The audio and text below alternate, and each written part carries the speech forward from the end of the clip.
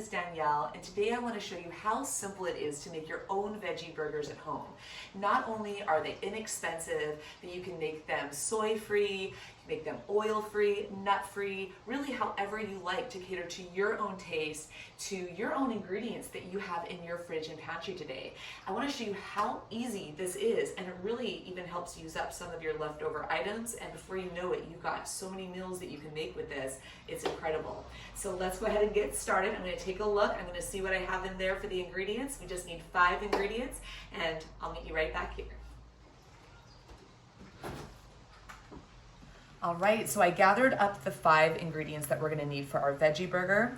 So the first thing that you need is a grain. So I cooked up a big batch of quinoa yesterday to make a cold quinoa salad, and I have a lot left. So we're gonna use quinoa.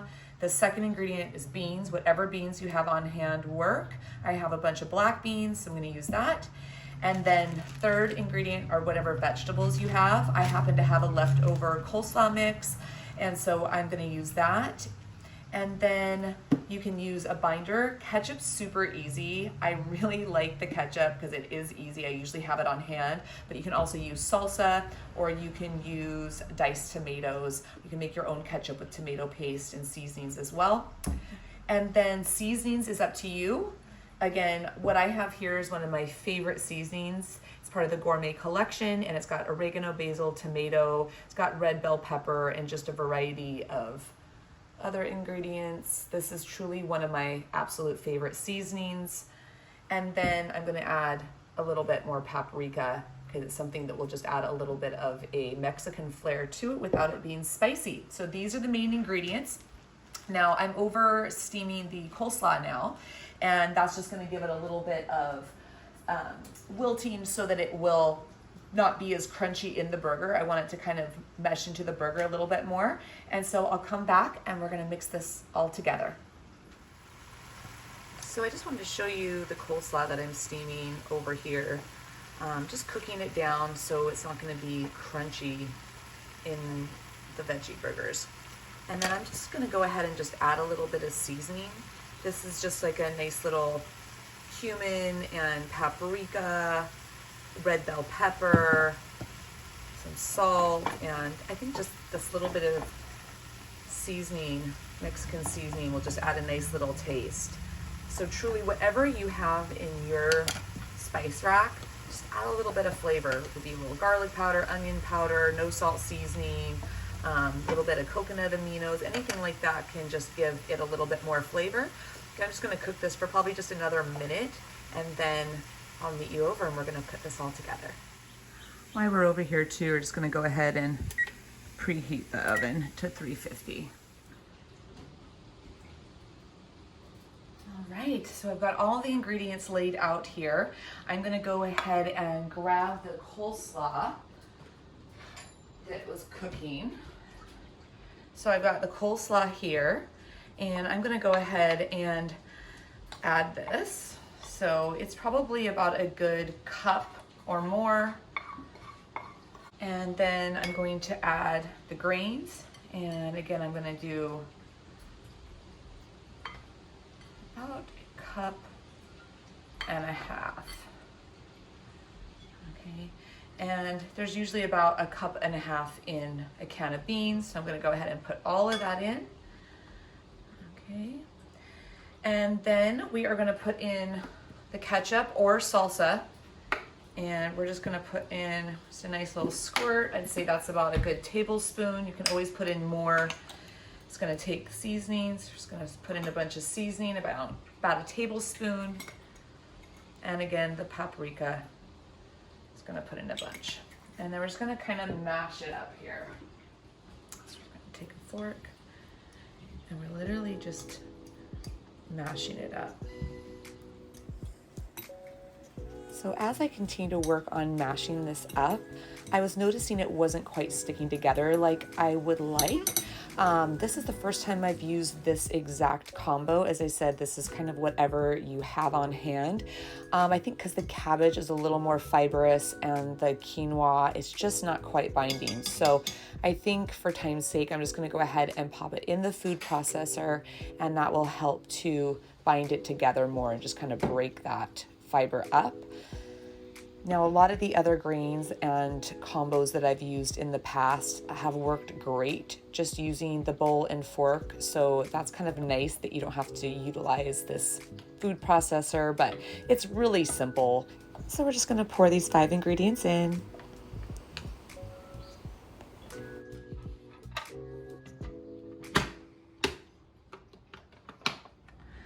All right, so I just blended this up. I added a little bit more ketchup, and you can see that it's got a nice texture still, but now it's sticking. Okay, so I can make little patties and balls with this. All right, so this is the final mixture here. And again, you can still see some textures of the beans and the quinoa, but it's definitely holding together nicely to be able to make balls. So I'm gonna go ahead and bring over the baking pan. Okay, and we're gonna make little patties. So again, I'm just taking a little spoonful, gonna make a little ball. Okay, place that down, and then you can see that's just gonna make a nice little patty.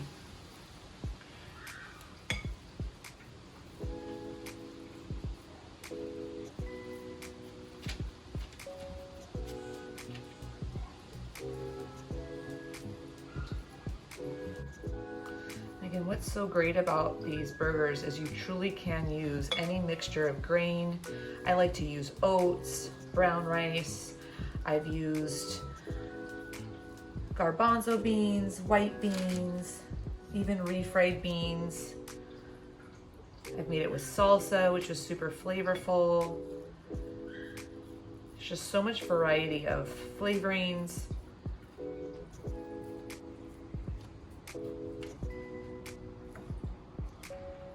And again, you can see how many burgers that you can get out of this with the simplest ingredients. And you have so many meals already prepped by having these veggie burgers. So that's perfect. This makes a good 10 to 11 veggie burgers depending on how big your veggie burgers are. Looks so good.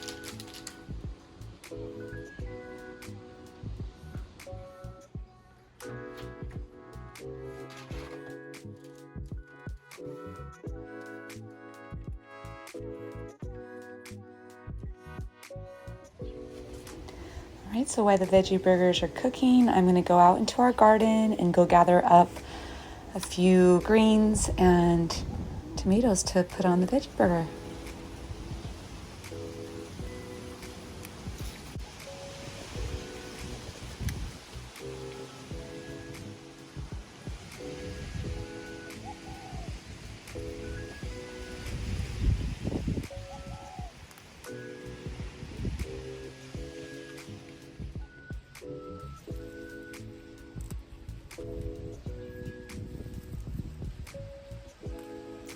And even the simplest of herbs, like having basil and parsley on hand, it just adds such great flavor and life into each meal that you have. So happy that we've had such success with tomatoes this year as well, because they are not cheap here in Hawaii. So grateful to have fresh veggies and fruits. All right, so just gonna let these cool while I prep the bread and the fixins.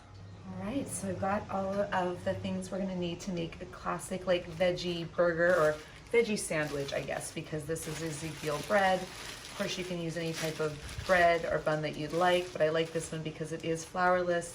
It's got lots of great fiber, and I just like the texture, but I am going to toast this. So I'm gonna go ahead and put it in the toaster, actually air fryer. So I'll be right back with that. And then I've got the garden goodies that I collected, some bok choy, dandelion greens, parsley, basil, tomatoes, and of course the classic ketchup and mustard.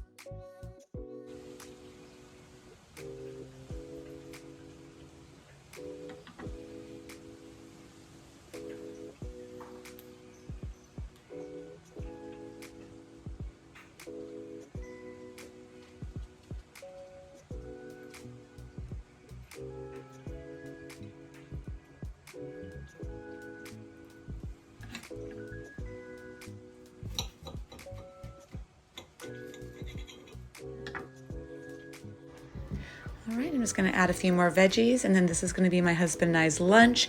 Again, not only can you make sandwiches, but wraps. You can put the patties into a salad, pita. It's just a great snack on its own. So I hope you give these a try. And again, be creative in your different mixings. As long as you've got these 5 ingredients, it's gonna be absolutely delicious. And until next time, keep shining from the inside out. Aloha.